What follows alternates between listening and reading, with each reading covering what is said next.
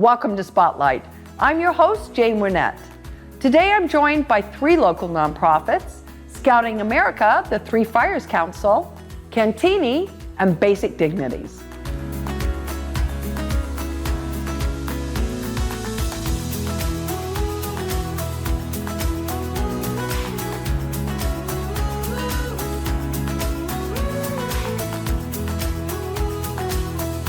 Today's Spotlight is brought to you in part by presenting sponsor, UC Bank.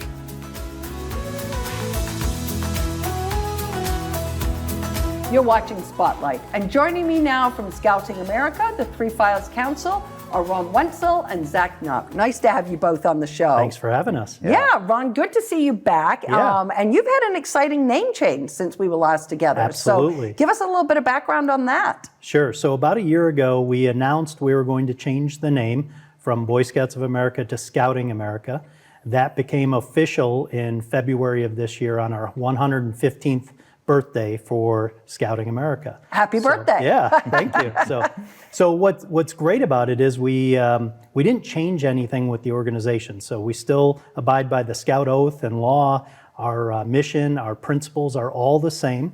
We're just trying to be more open, more welcoming to all kids. About 5 years ago, we opened all of our programs up to girls, and we've had great success now over the last 5 years. Our overall membership, female membership, is up to 13% of our overall membership, and it's been one of our fastest growing demographics. We've had a 30% increase in female membership in the last 2 years. So we're really excited about that. Yeah. And the name change helps us with that, and the girls are excited about it as well. Absolutely. Well, it does. It makes you feel Scouting America I feel like it's for everybody, right? Exactly. Yeah, that's great.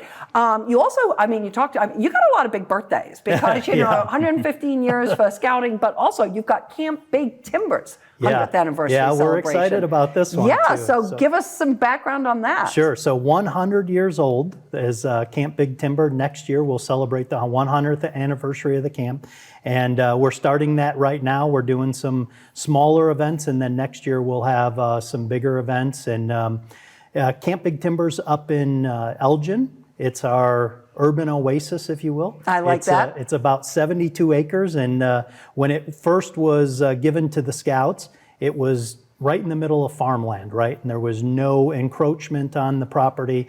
But now, over 100 years, there's some subdivisions, there's an industrial park right next to us. So we've had to do quite a bit to kind of keep that sense of, peace and just quiet. Being in the outdoors. Being in the outdoors. And we're blessed with Tyler Creek runs through it. So you have that natural beauty and some of the oldest and tallest oak trees in all of Kane County on our property. So, is that right? So we get the kids out there, and they get a chance to unplug a little bit for a weekend, and enjoy that urban oasis and understand what the outdoors are and how to reconnect with nature. So. And that's been an important part of Scouting, right? Is really getting outside and appreciating nature. And conservation has been at the forefront of everything we've done for 115 years and preserving the land, and we do that at Camp Big Timber. We've started a new bee program to highlight the need for pollinators and bees in our area, and we do trades skills out there and lots of different educational programs. We're doing them with our Scouts, of course, but we're trying to expand more into the community and open it up more. So we're doing a lot more outside groups, outside rentals at the camp that we're really excited about as well. Well, that's nice. I mean, if you have that facility, it's nice to be able to include others and then also hopefully fund more into your mission, right? Exactly. Yes. Yeah. Zach, talk to us about the benefits of Scouting and then also how one goes about joining. Yeah, sure. Well, we talked a little bit about some of the benefits that we heard, right? As far as the youth go, they get outside program, they get adult interactions, and fun, right? Kids need experiences that are fun. We like to say Scouting is games with a purpose. So everything we do has a purpose, but it's all fun and games that we're doing it. As far as the whole family, it's really time with your kids. As any parent will tell you, time with your kids is precious. You only have so much time that they're living in your home, that they're awake, and that you can influence them outside of the other influences that are pulling at them. So scouting provides, I think, a unique opportunity outside other programs where they are working together as a family, right? You are kind of your leader as a scout parent, and you're working with your kid on activities and adventures and hikes and all kinds of programs like that. So it really is creating memories and bonds as a family and benefits not just the youth, but the parents as well. Wow. And families that are interested in looking to join can go to beascout.org, where they can just type in their zip code and it'll show you all the programs. We have over 270 unique programs across the 4 counties that we serve, so I'm sure there's something in their neighborhood. Okay, and now just for my edification, because you talked a little bit about, kind of the families and the activities and stuff, but there's still troops or packs? Yep. Yes? Both. Yeah. Okay, all right. I was like, have I got the lingo right? So Yeah. just say a little bit about that in terms of how those work locally. Yeah, so the PACs are our elementary age kids, and that's very much where the program is family based, right? You're doing stuff together as a family. But then as the kids get older, they go into troops in middle and high school, and that's where the scouts start doing more and more on their own. They're planning trips themselves. There's leadership positions. They're leading other peers, and the leaders start to take a little bit more of a backseat and are now more of that guiding influence for the kids. Okay, become a little bit more self-directed, right? Yep. Mm-hmm. Ron, you've started an exciting food initiative here locally with Three Fires Council. So say a little more on that. Sure. This is food insecurity ever since, I think it was really highlighted during COVID. And it's Sure. something that Scouts have a long history of. We've had nationwide, there's been scouting for food drives for decades now as we try to help local communities. We have, we kind of centralized the food drive this year with the Three Fires Council. So we've had PACs and troops doing their own food drives for years and years, but this year we wanted to provide a little bit more support, give it a little bit more of a front, spotlight, and make sure that it was front and center with everyone. So we had, I think, 75 units participate this year. That's great. And collected over 25,000 food items. And then did a unique program where we could even collect money that we turned into the food bank. So we worked locally with Loaves and Fishes, and then Northern Illinois Food Bank were 2 of our biggest food banks that we worked with.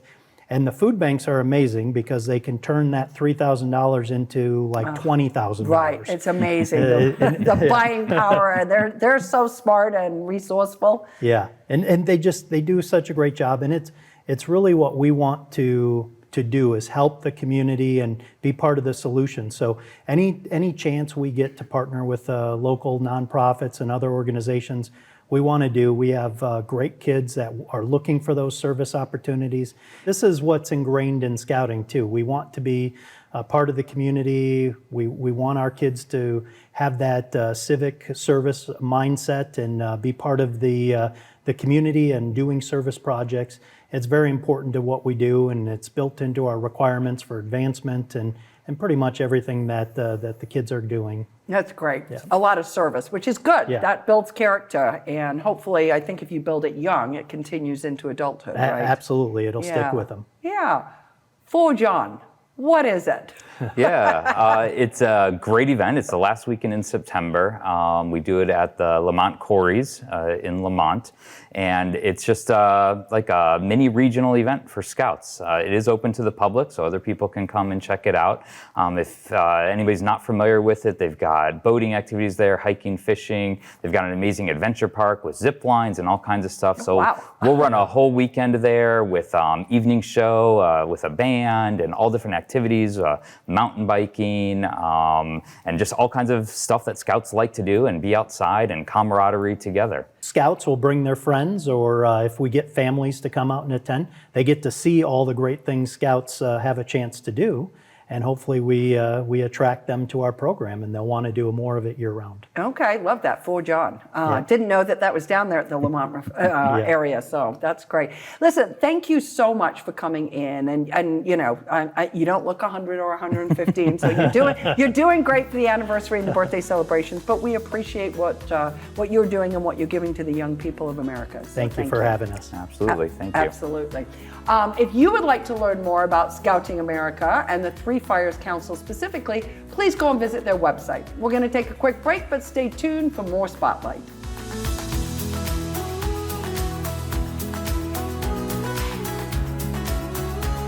Today's Spotlight is brought to you in part by presenting sponsor, Busey Bank. This is the run my own business dream. This is the colleges paid for dream. This is the retire early dream. This is Busey, where your dreams and possibilities become moments through trusted guidance and expertise, through lifelong relationships. Because we're here to help you achieve the life you've always envisioned. We live in a safe community, but not a crime-free community. If you see something, say something. Be a Naperville Crime Stopper. Today's Spotlight is brought to you in part by presenting sponsor, Busey Bank. If you're just tuning in, you're watching Spotlight. I'm your host, Jane Wernette, and joining me now from Cantigny Park are Galen Piper and Jessica Wazak. So good to have you both on the show. Thank you. Happy to be here. Yeah, well, I'm going to start out with you, Jessica, because I want to hear a little bit about the mission and also the impact that you're having in the community.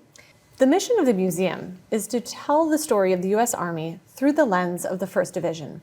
And our impact is really on multiple communities. We have 3 pillars that we stand with, and that is the physical building, the museum, where people within our community can come and experience the history and the stories that are told. We have an archive where our lay people and scholars can come and they can dig into the material that we have for research, family genealogy. And then we are connected to the active duty military. So we are really that bridge between the civilian and military worlds. It's lovely. I mean, I've been out there and it's an incredible, you have fantastic exhibits and you just really have a sense of special place when you're there. And the gardens are pretty nice too, right? They're beautiful. Talk a little bit, Galen, in terms of new initiatives, because you are constantly evolving and you have a lot of new things that you're usually launching. So what's new? So this year, Cantigny is highlighting a theme called Feast of the Senses. So Cantigny's traditional exhibits, our tanks, our gardens, they're all there and all beautiful, ready for the visitors to come engage with. But through the lens of Feast of the Senses, we're able to explore play, the sense of touch, taste, smell, sight. You can do those through a new musical swing set that's placed through the end of August or Labor Day in our LA or the main area around the McCormick House, as well as public programming. So on Saturday nights, we have concerts at 7 p.m. Through the summer months, as well as live music in our beer garden most of the night. So that sense of sound comes in as well. It's everything through the theme of Feast of the Senses, and there's quite a bit to do. Yeah, well, and again, I mean, the gardens and the space is so beautiful, and just being able to sort of relax and soak it all in, right? Right. On Thursday nights, we have a few opportunities for guests to interact in new and different ways. Some Thursdays feature cocktail classes where you can have a cocktail, a bite to eat, and learn something new within that beautiful setting. And then also on other Thursdays, we have farm-to-table dinners set right inside rose gardens or beautiful scallop gardens or areas like that that are second to none. Oh, that's wonderful. Well, that's a great way to spend our summer, right? Yeah. Yes. So, Jessica, what have you got going on that's new? Well, we have some smaller exhibits that will be featured throughout the year. We're really taking a step back this year, having a major anniversary theme last year. Our initiatives for 2025 are looking forward in the 21st century and how museums collect, particularly born digital material, archival material, and artifacts that are given to us so that we can do our best work with what we are given and protect what we have. Okay, yeah, and you have a lot, right? Yeah, you do. And the exhibit last year, the anniversary was spectacular. Thank you. Really spectacular. Talk a little bit about a moment, a story, something that for you personally really brings the mission to life. Wow. Well, in 2024, we had the culmination of many years of work through our research center. A family contacted us looking for information about a World War I soldier who was missing in action, and they wanted to try and get some more information. And with the help of our research historians and our volunteers, they were able to connect with the government agency who deals with the POW MIAs all around the world. And after a number of years of research and actually archaeology in France, they were able to find the remains of the World War I soldier. Oh, wow. Yeah, he was brought back to the United States and had an entire ceremony where he was reinterred here with some great grand nieces and nephews of his. Oh, that's such a great story. You must have been so proud to be a part of that. I am. I'm proud of the team that we worked with. Yeah, yeah. Now, what about you, Galen? What would be something that's just the highlight for you? So my background was initially with the First Division Museum. So I'm going to step on Jessica a little bit and share a personal story about my time at the First Division Museum.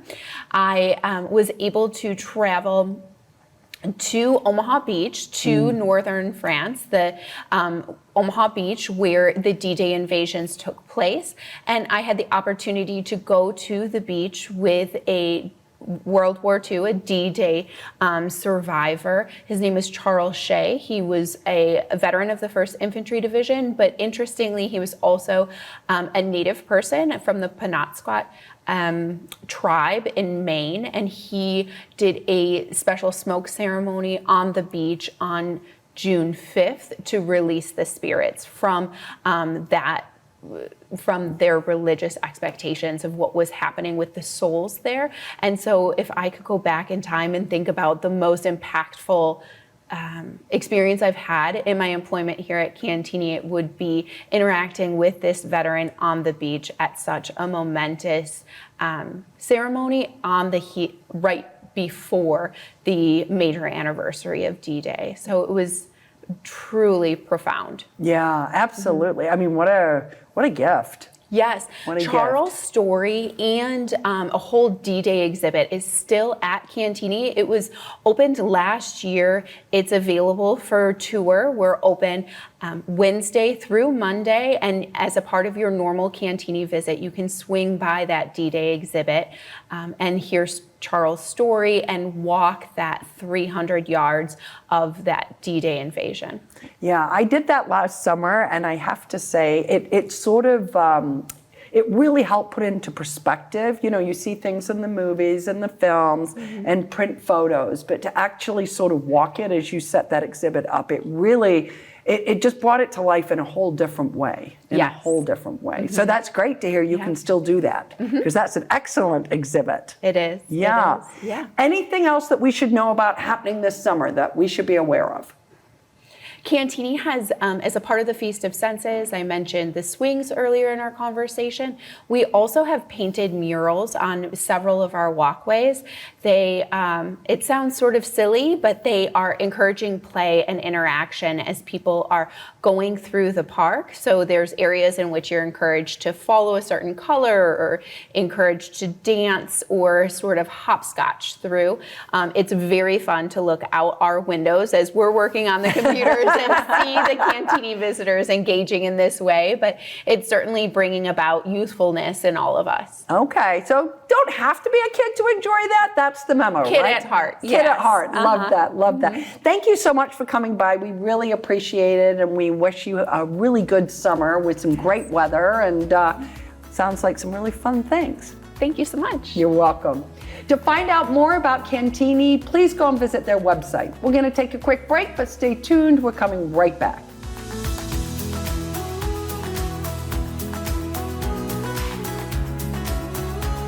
Today's Spotlight is brought to you in part by presenting sponsor, Busey Bank. This is the When Art Flourishes, Everyone Flourishes commitment. This is the Let's Revitalize Our Neighborhoods commitment. This is the Roll Up Our Sleeves and Pitch In commitment. This is Busey, where our commitment to strengthen our communities is a top priority. Through energetic, engaged volunteers, through monetary support and advocacy. Because Busey is more than a bank that does well, We're a bank that does good. Why go digging for important Naperville news when you can have it dished out directly to you? With NCTV 17 News Update, get all the local headlines without any of the hassle or subscription fees emailed to you Monday through Friday. Because we believe in everyone's free access to stories that inform, connect, and empower the whole community. Sign up today. Today's Spotlight is brought to you in part by presenting sponsor, Busey Bank.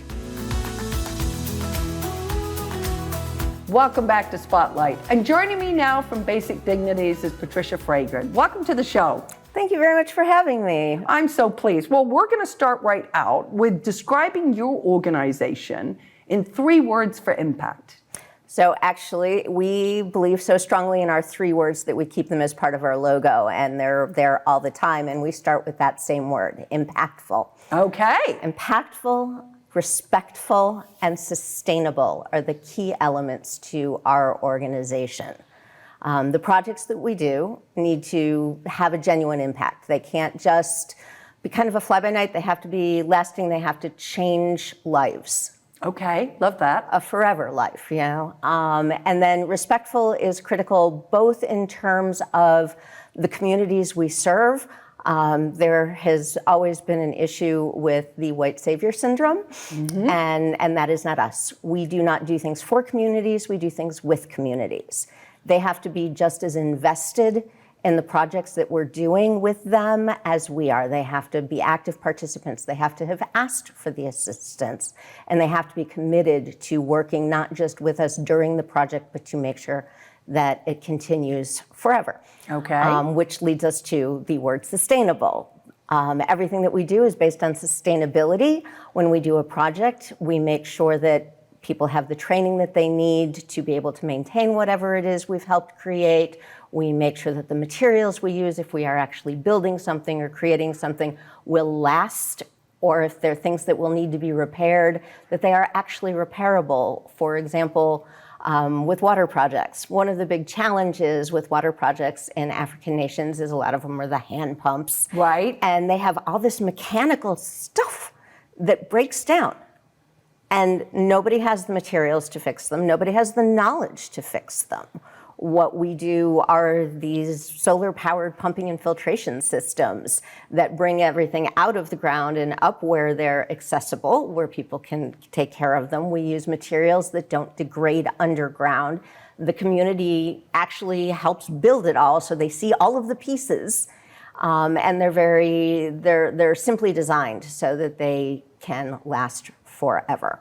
Nice. And continue providing, whereas the hand pumps and a lot of the other water systems that people put in, they're great for 5 years, and then they just stop working and become just a thing that people look at. Okay.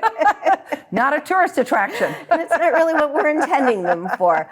If you don't mind, can I circle back to the word respectful one more time, though? Because not only are we careful to be very respectful of the people that we are working with, the people we serve, we also take that respectability to our donors as well. People donate to us for a purpose, and we respect that as well. Just as an example, one of the things we've been doing lately that I'm so proud of is our Scholarship for Women.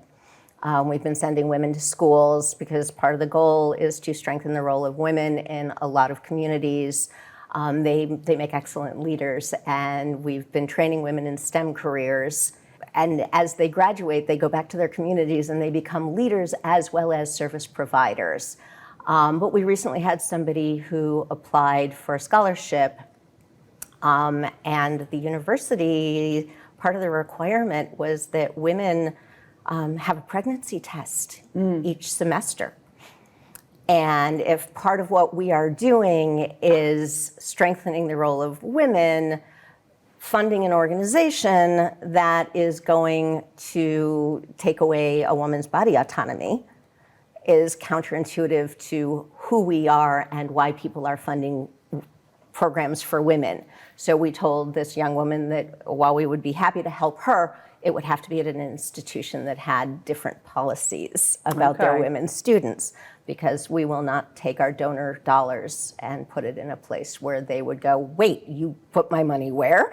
We'll talk a little bit about that. How are you measuring your success? And that's one of the ways you're being accountable to your donors. But how are you measuring success? So it's very easy with our water projects. Did we get the water project up and running in the time frame we wanted and within the budget that we wanted? That's easier. The scholarship program, that's been a little more challenging because it's assessing how each of our students, well, first it's the selection process, and then how each student is doing in school. In each country, the grading systems are a little bit different, and what is considered passing.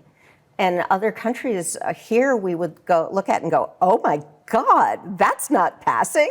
But the standards are very different. So learning to adapt to that and staying in touch with our students and hearing about their successes and hearing about their education and making sure that we give that back to our donors. Especially, we've had some donors who directly fund a semester or a year of university for one of our students, and we want to keep open communication between them, so that the donor feels good, the student feels like they don't just have a donor, but a partner. Yeah.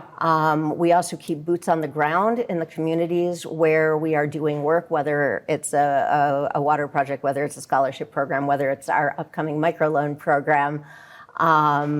We have boots on the ground to help make sure that everything stays on track. We've had situations where we've had young women who have never touched money.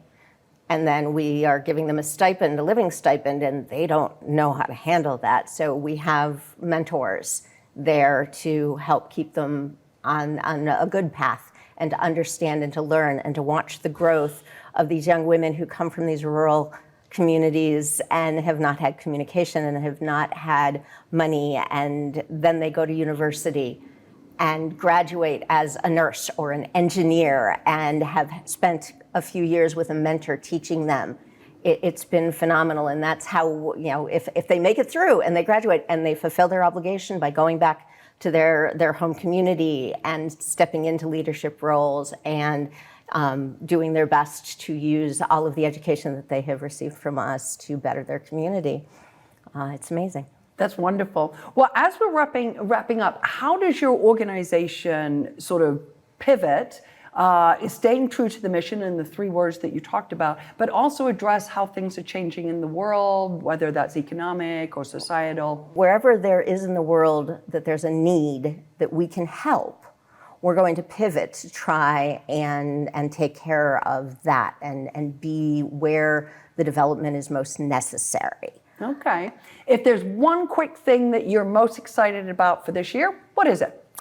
Our sewing school and microloan program. We have started partnering with a school in Uganda that is teaching women to sew. We've bought them some sewing machines and some materials, and as they start to graduate, we are working on a microloan program for them so that they can go into business and in the process learn about how to be a good entrepreneur. And we have a team again on the ground with them that are going to work on that and be in charge of helping make sure they make their payments and assessing who should get the loans and then reinvesting it into the community so that hopefully, we have a textile program that begins to grow and perhaps some people learn to make product that they want to sell and they open a shop, hire other people within the community, and help hopefully raise the entire community.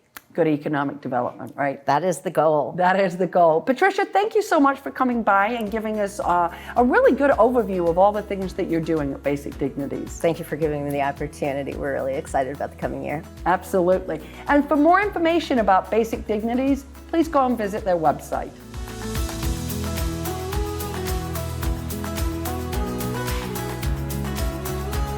Today's Spotlight is brought to you in part by presenting sponsor, Busey Bank. I'd like to thank all of my guests for joining us on Spotlight, and our friends at Busey Bank for their generous sponsorship of today's show. To learn more about the organizations featured on this episode, please visit our website at nctv17.org. And to stay informed about what's happening in our community, sign up to receive our daily news update and like and follow us on social media. For Spotlight, I'm Jane Wernette. Thank you for watching.